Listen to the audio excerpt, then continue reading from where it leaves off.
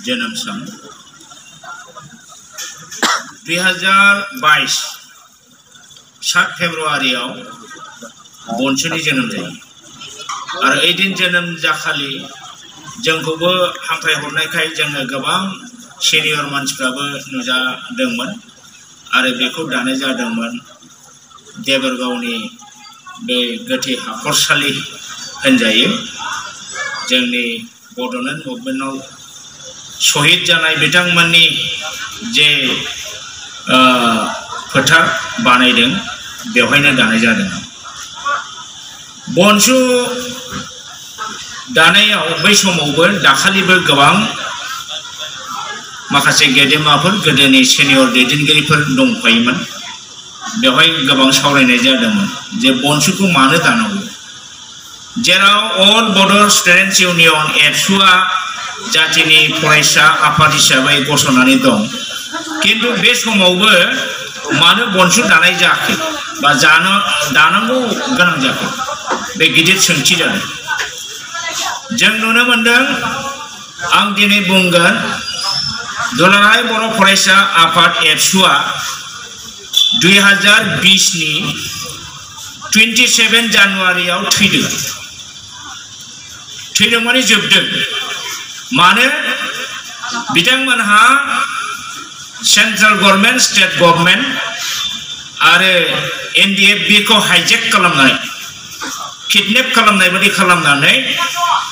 2020 मायथाइनि 27 फेब्रुआरियाव जे सुक्ति बानायदों बिटिआर पीस एग्रीमेंट नामै ओइदिनखालिनो एबसुआ थैदों होननानै आं सानो मानो थैनायनि मिनिङा बेनो ओइदिनखालि बिथांमोनहा सुक्तिनि दफायाव जेनेखि एमओएस होनो मेमोरेन्डाम अफ सेटलमेन्ट बेवहाय लिरदों जे सेंट्रेल गवर्नमेंट स्टेट गवर्नमेंट आरो बड' लिडार्सफोरजों गोबां खेब सावरायनायनि उनावहाय बे जोबथानाय सुक्तिखौ बानायनाय जादों final and comprehensive solution without keeping intact the territory of Assam, territorial integrity of Assam. आसामखौ आसामनि मेपखौ सोलाय सोल' खालामालासेनो आसामखौ जेरै दं एरै लाखिनानै दोनफिननाय जासिगोन होननानै बर' स्टुडेन्टस इउनियन एनडीएफबी बिथांमोनहा बे सुक्तिखौ खालामदों एनडीएफबीआ नामावल' थाफानाय जादों अनलि जोंहा रन्जन दैमारि एनडीएफबीनि चिफ बिथांखौ हाइजेक खालामनानै किडनेप खालामनाय बायदि खालामनानै लांनानै दिल्लीयाव जास्ट अल रेडिमेड खालामखानानै बिथांनि जास्ट सहिखौल' लादों बिथाङा खुनु दफानि लाइन मोनसे सोदोब मोनसे फरायनो मोनाखै आरो बिथांनि बादैबो गोबां एनडीएफबीफ्रा खुद सम्बल नुवाखै प्रमद बर'आ बे एग्रिमेन्टआ government central government state government NDFB जोंसो जानांगौमोन नाथाय प्रमद बर'आ बे बेफारि होननानै आङो इउटिउबावबो बुंबाय जोंहा हाग्रामा महिलारि साराबो मोनसे समाव जेब्लानाखि बिटिसिखौ सालायदोंमोन प्रमद बर'खौ बेफारि होनदोंमोन बिथांनि बै समाव आङो साख्रियाव दं आं सानबाय थादोंमोन जे माब्रै बेफारि होनखो मा जुक्ति दं नंगौना नङा बे जिनिसा फैयै फैयै आं दा दिनै नुफैबाय येस प्रमद बर' इज एक्चुअली बेफारि आं बे बेफारिखौ होनदों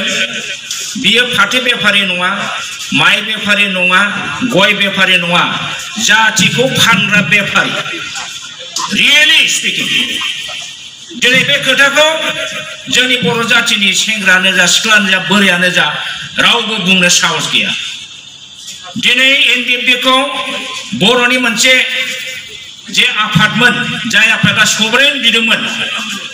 भारतनिफ्राय आलादा सभरेन स्टेट मोनसे बिग्रा हान्जाखौ बिथांमोनहा एसे नरम जाबायमोन स्टेटआव फैबायमोन दा एनडीएफबीनि एग्रिमेन्टनि दारै जोंनि बर'लेण्डआ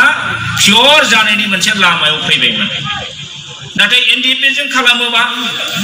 रन्जन दैमारि बिथांमोनहा सहि होगोन गुबुन गुबुन लिडारफ्रा सहि होगोन जोङो फात्ता मोननाय नङा उरखाव गोराजों बे प्रमोद बर'जों सानैजों बामोननि ब्रेन लानानै बामोननि न'आव हयथ' ज' सानलायलायबाय ओरैबायदि खालामसै जे नामाव एनडिएफबिखौबो बुथारनो थाखाय एनडिएफबिनि रोदाखौ बस'नो थाखाय बिसोरखौ नामाव लाफानांगौ लानानै रन्जन दैमारिखौ जेलाव सोनांगौ ओमफ्राय नोंहा सिफ जादो उरखाव गोराया हयथ' माबा मोनसे जागोन बा उरखाव गोराखौ स्टेटआव लांनानै मिनिस्टार खालामहैगोन बेबादि प्लेनिंखौ बिसोरो जयैनो सानलायखानानै खालामदों दिनै बे एकर्ड मथे मा नुखो जोङो बिटिसिआव जोंहा जे पावार एन्ड फांसन मोनदोंमोन 6 सिजननि आन्दाराव जोंखौ ट्राइबेलनि हा हु साख्रि बाख्रि थाखा फैसानि रैखाथिनि जेनाखि जोङो मोनदोंमोन साबिखाथि मोनदोंमोन बेखौ टटेलि असमियाफ्रा 2003 निफ्रायनो बर'फोरखौ हिंसा जाखादोंमोन बे हिंसा जानानै बिसोरो बिटिसिखौ सिफायनो थाखाय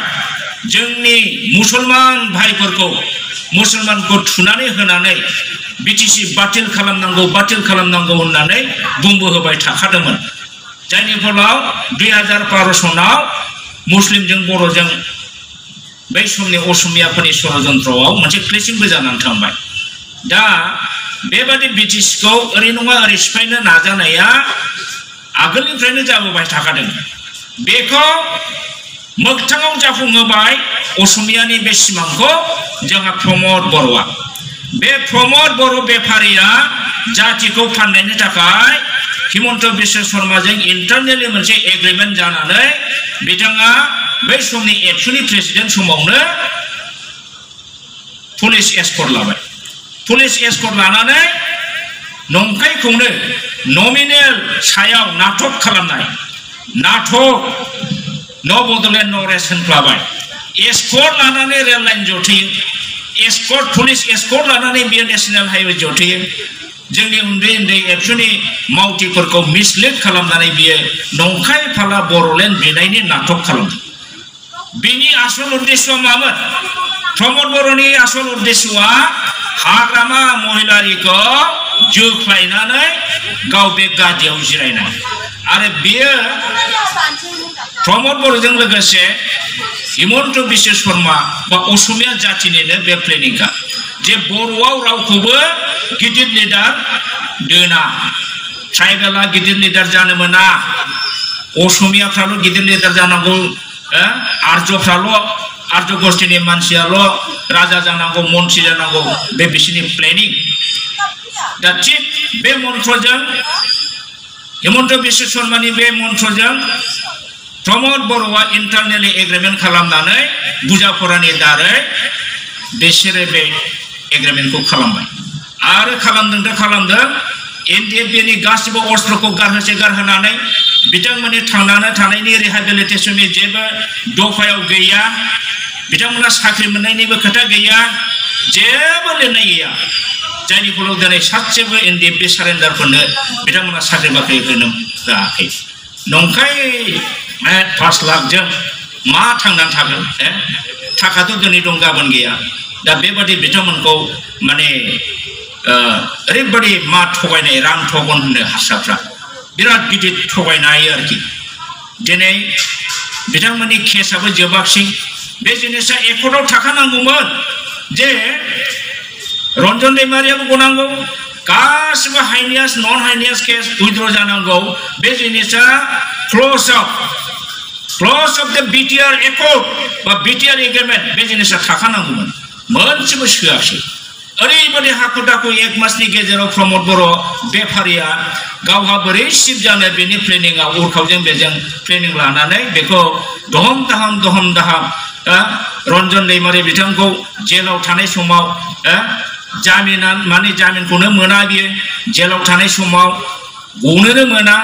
बे जेलनिफ्रायनो बेखौ सानसेयाव दाखालि अनजलि दैमारि बायद'आ बिराद दुखुनांथाव स्टेटमेन्ट होदों सानसेयावनो खेबनै हियारिं खालामनानै दिल्लीसिम लांनाय बेबस्थाखौ लादों बेबादिनो एकर्डखौ बिसोरो बिराद गाज्रि षड़यन्त्रजों प्रमोद बेफारिनि षड़यन्त्रआव बे जिनिसा जानानै थांदों दा प्रमोद बर'आ ओरैबादि जातिखौ बुथारबाय आरो बे प्रमोदनि खिफि मोनामसुनानै सोलिबोनाय दिपेन बर' most dull-headed ABSU President Mr. Dipen Boro बिथाङा बे मथेनो दिनैसिमबो खामानि मावगासिनो दं दिनै जोंनि बर' जाथिया जे एनडिएफबि जे माने स्टेटासमोन जे मान सन्मानमोन दिनै जोबबाय जातिनि मान सन्मान जोंहा बर' जातिया बिटिसि एकर्डनि जानायनि उनाव जे मान सन्मान जों मोनदोंमोन डेभेलपमेन्ट जों मोनदोंमोन बे जिनिसा दिनै जोबजोबबाय आङो बिटिआर एकर्डखौ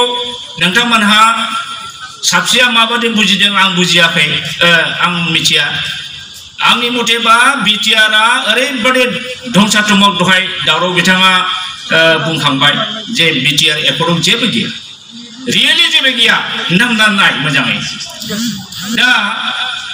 बेनि थाखायनो आङो सानसे इउटिउबाव बुंदों जे बिटिआर एकर्डआ जातिखौ फोजोबस्रांबाय बिटिसिआव मोनखानाय गासिबो पावार एन्ड फांसन फोजोबस्रांबाय